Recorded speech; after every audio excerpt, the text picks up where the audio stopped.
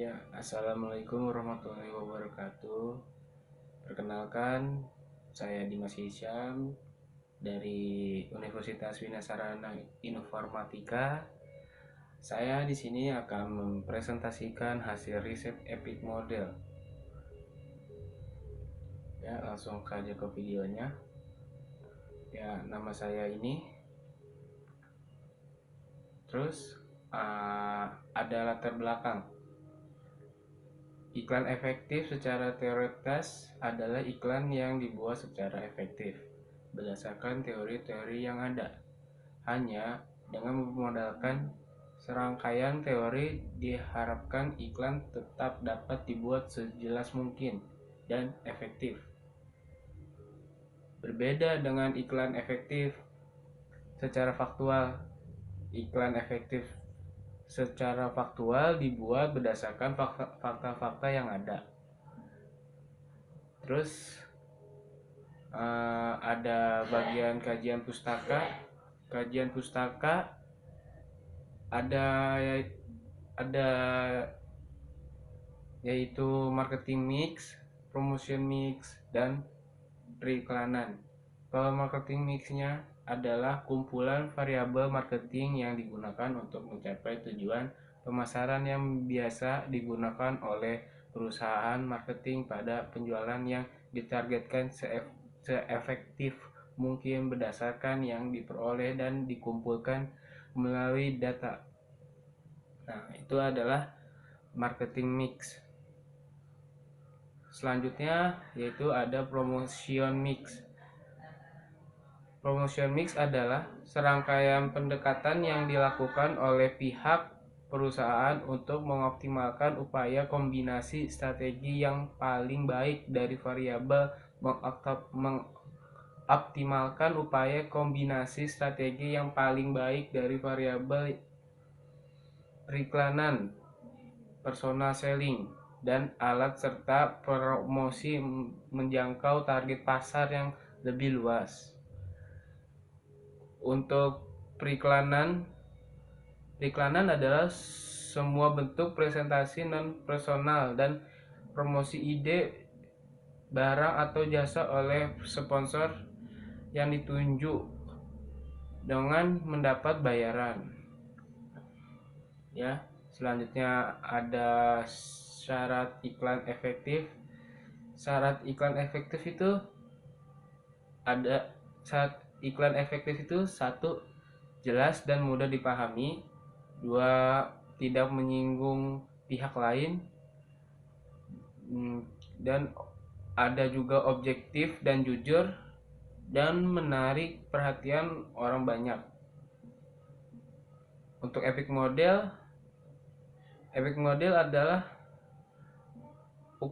untuk mengukur efektivitas iklan yang dikembangkan oleh Asenation, salah satu perusahaan penelitian pemasaran terkemuka di dunia yang mencakup 4 dimensi, yaitu empati, persuasi, dampak, dan komunikasi. Nah, di sini ada nih. Oke. Selanjutnya ada metode riset sumber data. Saya di sini menggunakan metode risetnya 30 orang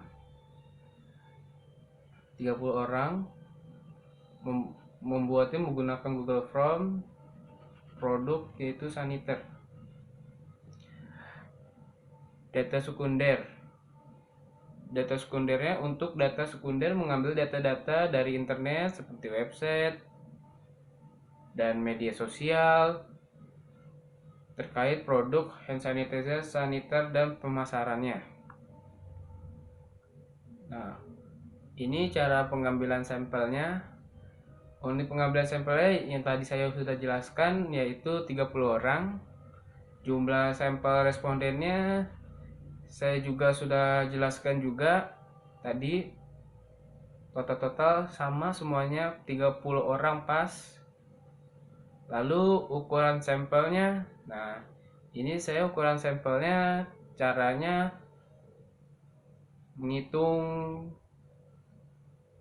dengan yang ada di sini total yaitu ukuran sampel yang saya dari 30 populasi dan jumlah respondennya yaitu 27,90. Lanjut prosedur pengambilan sampel.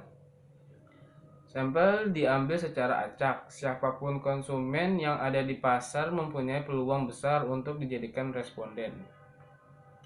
Instrumen riset. Instrumen yang digunakan untuk melakukan riset ini berupa kuesioner, hasil dan pembahasan dengan deskripsi objek penelitian. Ini adalah suatu sejarahnya si PT pembuatan saniter tersebut, produknya nih, yaitu Gorgeous Consumer Products, yang dimananya dia dulunya adalah perawatan pribadi dan rumah tangga. Sekarang kini dia menjadi perusahaan home dan personal care, termukakan di Indonesia dengan 5 unit manufaktur, yaitu dengan berkontribusi pada 30% bisnis internasional GCPL dan merupakan salah satu unit bisnis internasional terbesar GCPL Godrej. Ya, selanjutnya ada paparan data hasil riset jenis kelamin. Jenis kelaminnya yaitu yang paling banyak yang dijumlahkan oleh di responden yang paling banyak ini yaitu 19% dengan jenis laki-laki, jenis kelamin laki-laki, presentasinya 63%. Dari tabel di atas diidentifikasikan bahwa jumlah responden terbanyak adalah jenis laki-laki. Ya. Selanjutnya usia. Ada yang dipilih dengan jumlah terbesar dengan 18 responden di usia 18 hingga 24 tahun dengan presentasi 60%. Oke, selanjutnya pendidikan terakhir. Dari tabel di atas dapat diidentifikasikan bahwa jumlah responden terbanyak adalah pendidikan terakhir SMK dan SMA, yaitu sebanyak 24 responden. Ya, bisa dilihat 24 responden dan presentasinya yaitu 80%. Next, pendapatan per bulan. Nah, ini pendapatan per bulannya yang paling banyak itu sekitar yang dipilih yang dijawab oleh responden dengan 500.000 ke bawah dengan total presentasinya 40%. Oke, selanjutnya dengan hasil penelitian EPIC model empati saya yaitu dengan jumlah setujunya di bobot 3. Itu kan naik ke atas ya si hurufnya, jadinya setujunya tuh di bobot 2 dan sangat setujunya tuh di bobot 3 dengan jumlah empatinya yaitu 11. Dengan yang sangat setuju itu, kalau yang setuju saja yaitu 19 empati 1 dan empati 2, berarti yang paling banyak empatinya yaitu di setuju aja di bobot 2 dengan empati 19 dan 18. Nah, ini rumusnya. Oke. Rumus buat menghitung si hasil empati nanti buat mendapatkan nilainya dengan frekuensi itu yaitu ini empati 1 dan empati 2, dan ini adalah rumusnya juga sama dengan skor rata-rata yang saya dapat dari empati adalah 2,3. Itu berarti belum sangat tidak efektif ya, karena belum mencapai yaitu 2,571, melebihi, masih di bawah 2,316, berarti tidak efektif. Lanjut persuasi juga sama dengan rumus yang bersama juga, yaitu ini juga dengan persuasi yang paling tinggi di setuju dengan 16 dan 13. Jadi skor rata-rata dari persuasi saya adalah 2,31.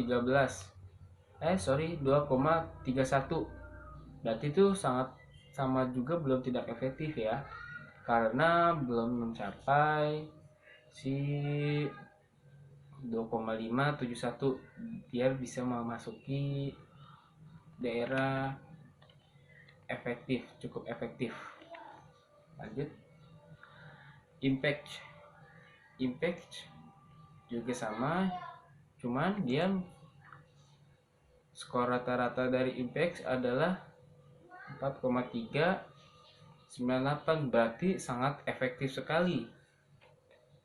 Dia melebihi dari 4,2, sudah melewati, sangat efektif. Lanjut, communication saya yang paling banyak di setuju karena communication satunya dan sampai 3-nya paling tinggi daripada yang lain. Sangat setuju, masih bawahnya setuju, berarti masih di deretan setuju yang paling tinggi. Dengan skor rata-rata dari communication saya adalah 2,355. Itu berarti cukup, berarti belum efektif atau tidak cukup efektif. Tidak cukup efektif. Lanjut. Nah, ini gambar kuadra epic model saya yang udah saya hitung dengan rumus yang tadi saya kasih tahu gambarannya. Nah, yang terakhir kesimpulan dan rekomendasi. Kesimpulannya, untuk kesimpulan dari makalah laporan epic model pada iklan cetak adalah dapat mengetahui peran dan dampak iklan cetak di pasaran dari produk hand sanitizer. Nah, apakah iklan cetak tersebut berpengaruh terhadap penjualan, dan dapat mengetahui masalah yang sedang dihadapi serta bagaimana cara mengatasi permasalahan tersebut. Itu untuk kesimpulannya dari riset epic model saya. Untuk rekomendasinya, untuk membuat iklan yang efektif diperlukan beberapa riset untuk mengetahui atau mengukur seberapa efektif kan suatu iklan. Salah satunya adalah riset epic model. Nah, sekian dari saya. Assalamualaikum warahmatullahi wabarakatuh.